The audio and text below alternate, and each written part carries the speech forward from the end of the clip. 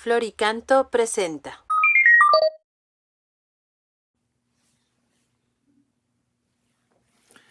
Hola, ¿qué tal amigos y amigas que nos escuchan a través de redes sociales? Soy el Padre Javier Hernández Raigosa, párroco de Nuestra Señora del Carmen en la colonia Urdiales en Monterrey, Nuevo León, México. Y el día de hoy, 22 de septiembre, vamos a escuchar con mucho respeto y con mucha veneración la palabra del Señor. El día de hoy nos toca meditar en la primera lectura del libro de Proverbios y dice lo siguiente. Como agua de riego es el corazón del rey en manos del Señor. Él lo dirige a donde quiere. Al hombre le parece bueno todo lo que hace, pero el Señor es quien juzga sus intenciones. Proceder con rectitud y con justicia es más grato al Señor que los sacrificios. Tras los ojos altaneros hay un corazón arrogante. La maldad del pecador brilla en su mirada. Los proyectos del diligente conducen a la abundancia. En cambio, el perezoso no sale de la pobreza. Los tesoros ganados con mentiras se deshacen como el humo y te llevan a la muerte. El malvado busca siempre el mal y nunca se apiada de su prójimo. Cuando se castiga al arrogante, el sencillo aprende. Cuando se amonesta al sabio, crece su ciencia. El Señor observa el proceder de los malvados y acaba por precipitarlos en la desgracia. Quien cierra los oídos a las súplicas del pobre, clamará también, pero nadie le responderá. Palabra de Dios. Te alabamos, Señor. Al Salmo 118 respondemos, Enséñame, Señor, a cumplir tu voluntad. Dichoso el hombre de conducta intachable que cumple la ley del Señor. Dame nueva luz para conocer tu ley y para meditar las maravillas de tu amor. Enséñame, Señor, a cumplir tu voluntad. He escogido el camino de la lealtad a tu voluntad y a tus mandamientos. Enséñame a cumplir tu voluntad y a guardarla de todo corazón. Enséñame, Señor, a cumplir tu voluntad.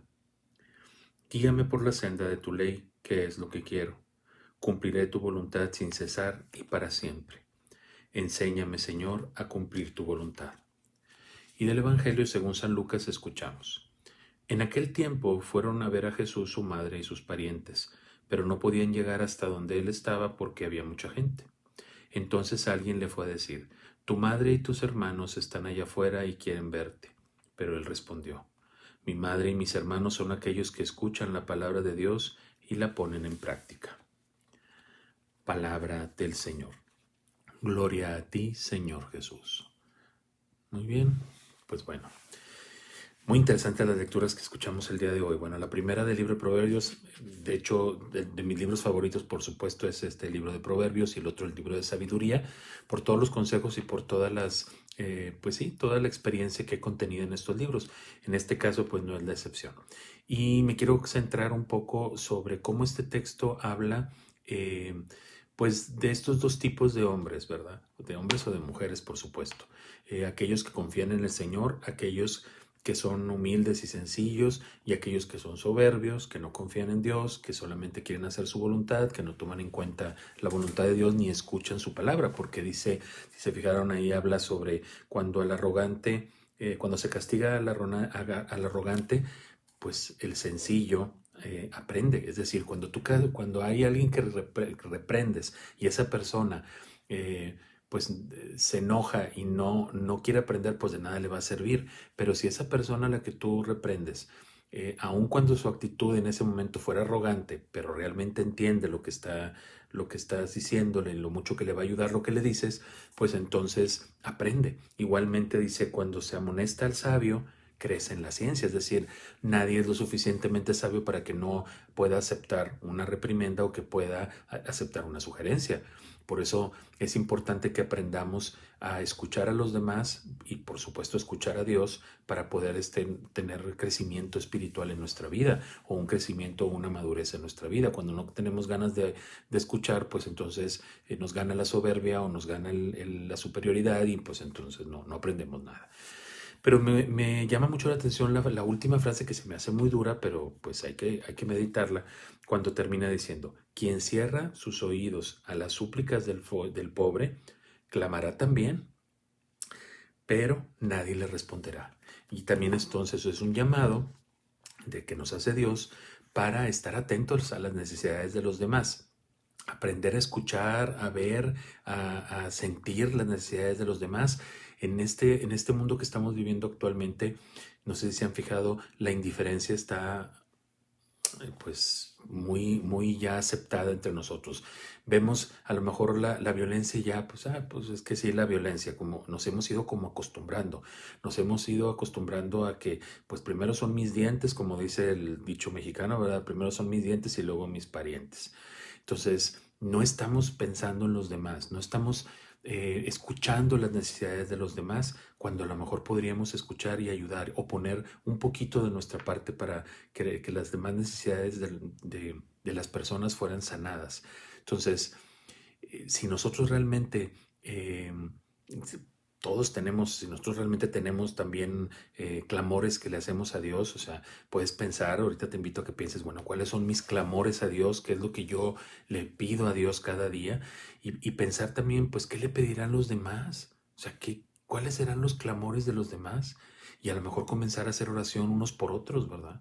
Entonces, sí me gusta mucho esta lectura porque nos hace ver la importancia que tiene el preocuparnos por los demás. Y bueno, por ese es un lado.